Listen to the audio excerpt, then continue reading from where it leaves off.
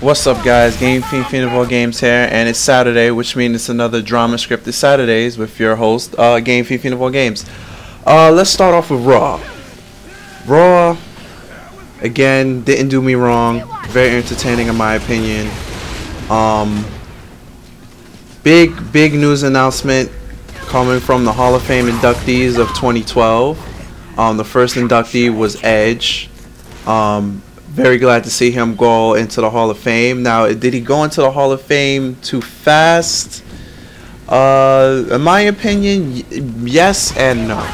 The reason why I say yes is that they should have waited till they hosted another WrestleMania in Canada, and it would be even more formally if he was introduced into the Hall of Fame in a WrestleMania that was in Canada, more than just any old WrestleMania a year later. But as you can see, when Shawn Michaels retired a year later, he was inducted to the Hall of Fame. And so as you see now, Edge retires, so a year later he gets to the Hall of Fame. One of my favorite superstars of all time. His last shirt speaks the truth. Done it all, won it all. There's nothing in the business that Edge did not do. He has held every single title. Even he helped retire the hardcore title back in McFoley at the end of 2006, 2007, I believe. I'm not quite sure. So he's held every title in this business except for, well, the cruiserweight title, but he's not a cruiserweight.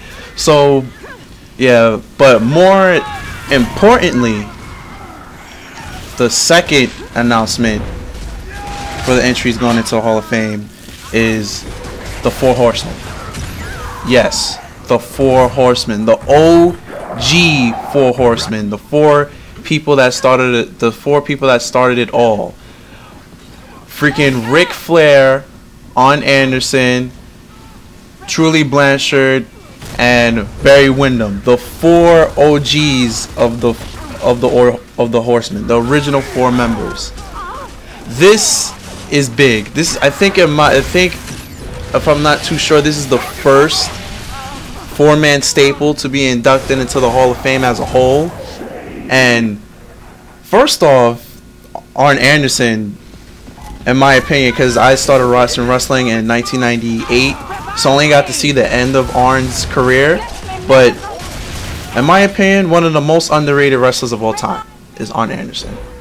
All the work and sweat and good matches that from his ending career, the little matches that I've seen, he was good, but he never got credit for the amount of work that he put in his business, in my opinion. Because you hear people talk about Hulk Hogan, you hear people talk about Ric Flair, you hear people talk, hell, you even hear people still talk about Rob Van Dam because he's still wrestling now, but you hear people talk about old Sting, but you never hear that amount of talk about Arn Anderson. Because I feel he just goes under the radar. I don't understand why. But that's big news to me that the four original Four Horsemen are going into the Hall of Fame. Very excited about that. And also, like I mentioned earlier, I think it's the first full stable to go into the Hall of Fame, in my opinion. It's not like, I know there's tag teams in the Hall of Fame, but this is the first four-man stable to go into the Hall of Fame. Moving on with else interest highlights of Raw. That happened on Monday. The storyline with Kane and Cena. I like where it's going, actually. I'm not gonna. At first, it was kind of Kane's. I still don't understand Kane's character, but I like how he stalked Zack Ryder for 75% of the night. I like how he tricked Eve into thinking that he was gonna come out during Eve's match, which he wound up didn't coming out, and then a funny segment and Zack Ryder came out, dragged Eve to the car, and there was a flat in it, and Zack Ryder tried to change the tire without the jack first. That was interesting. But I like how it took an hour for Kane to get to the backstage to attack Zack, where that happened at the end of the 9 o'clock segment of Raw, going into the 10, and Kane didn't show up to beat up on Zack Ryder till the John Cena and Dolph Ziggler match, and then Kane chokeslams Zack Ryder off of the docking lift, John Cena comes back to try to after that's done, but John Cena gets watched up, and I like that they actually have John Cena losing. I'm very interested. I like when they have John Cena get his ass kicked, because John Cena doesn't get his ass kicked that much.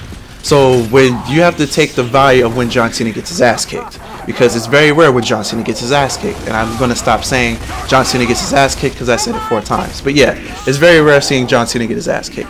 But yeah, moving on. Highlights of another great match was Jack Swagger versus CM Punk. The match was good until the referee botched the whole holy hell of the ending, and I'm pretty sure that Vince McMahon probably got his ass, because that didn't look like a story botch. That didn't look like a storyline botch. That was a real official fuck up by the referee. The botch I'm talking about was CM Punk went up for his tribute to Macho Man Randy Savage elbow that he started doing recently ever since Macho Man passed away.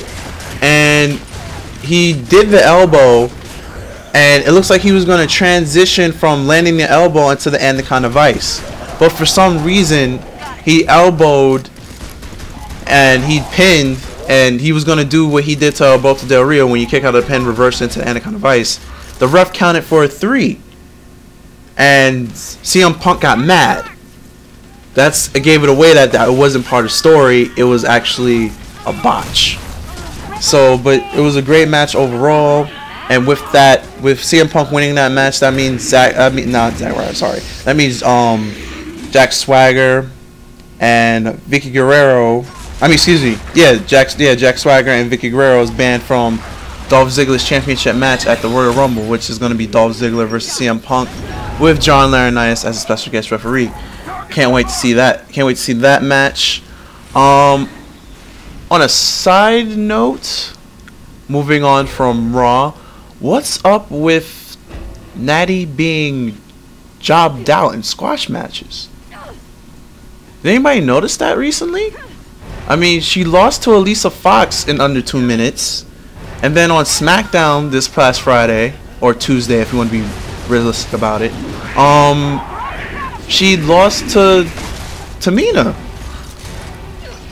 in under 2 minutes. Maybe they're gonna have a feud where Beth comes out of nowhere and yells at Natty because, like, yo, what are you doing? You lose it to all these beautiful people, divas, and then they have a feud, and then she redeems herself by beating Beth. Or I don't know, because I get the point that they're probably trying to push other divas over with Natty, but why are they all squash matches? That's the only problem I have with this, is that they're all squash matches. But yeah. But moving on to TNA. TNA was actually decent again. I did not watch Genesis, but Matt Morgan and Crimson are the new TNA titles, and this, on paper, it's a dominant tag team. How they're going to be booked, that's up to TNA, and that's the scary thing about it, because TNA can't book to save their lives.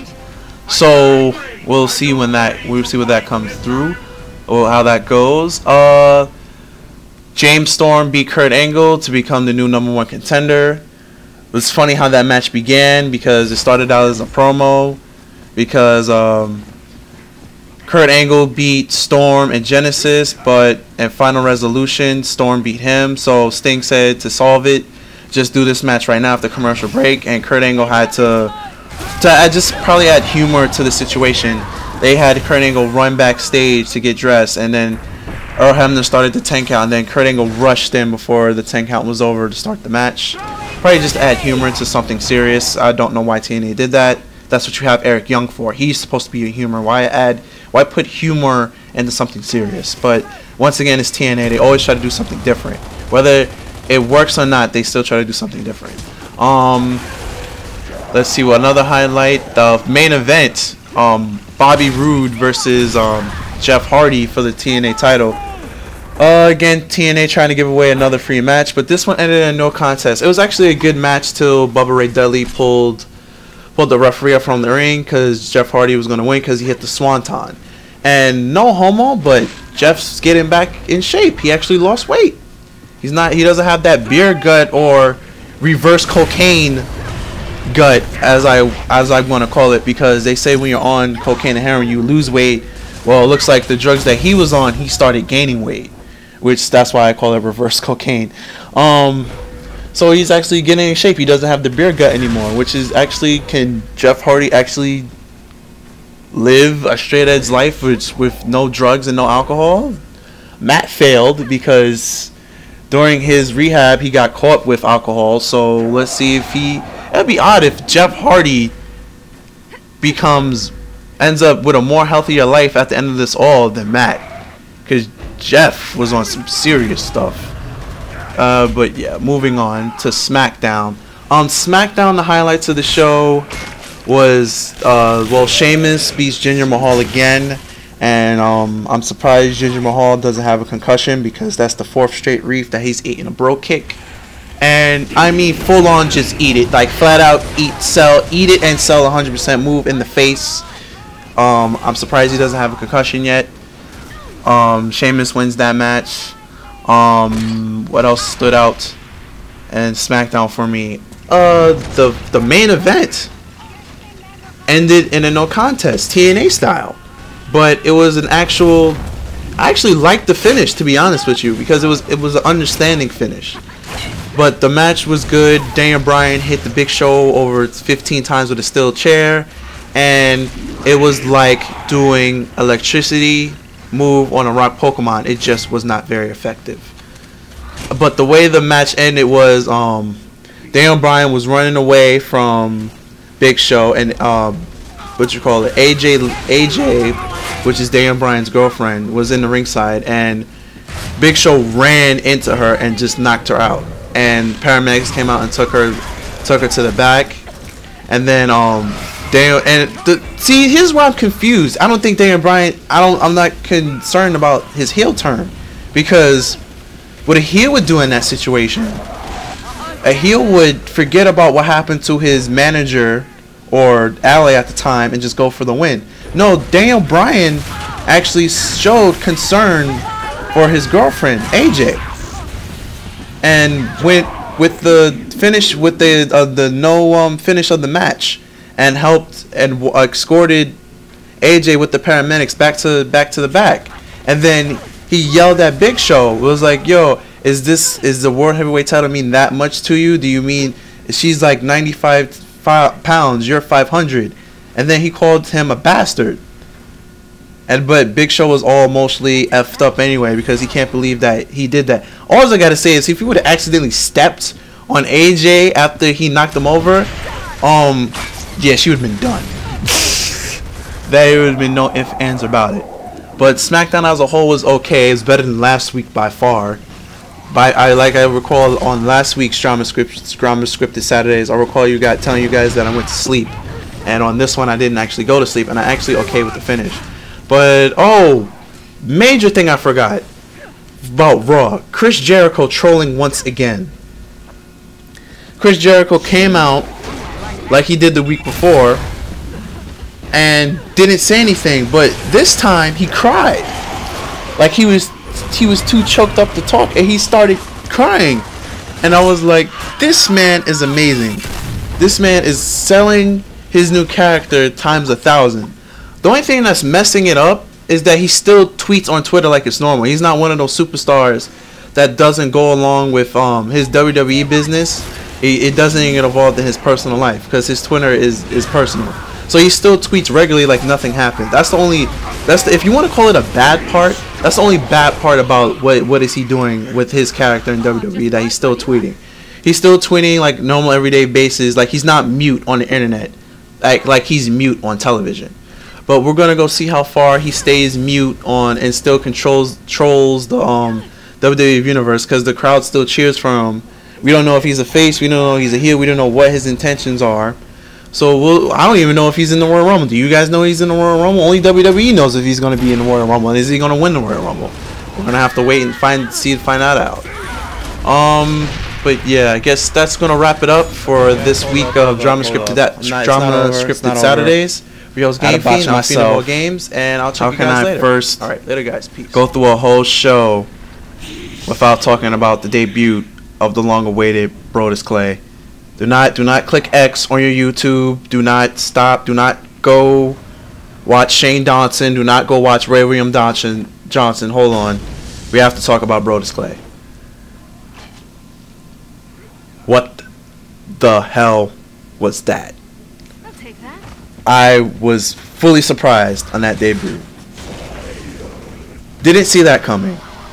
For those of you who didn't see it on Raw or the match that they put him in on SmackDown, he's basically the Godfather mixed with,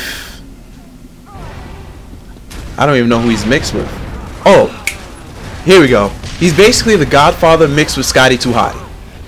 There you go. That's the perfect example. He came out with I forgot one of the black chick from NXT season 3. I forgot her name, sadly, because she was ever since NXT she's been irrelevant. And another girl from Tough Enough. Yeah, comes up with those two as his backup dancers. Comes out in a red Adidas jumpsuit, and his birthplace is Planet Funktown.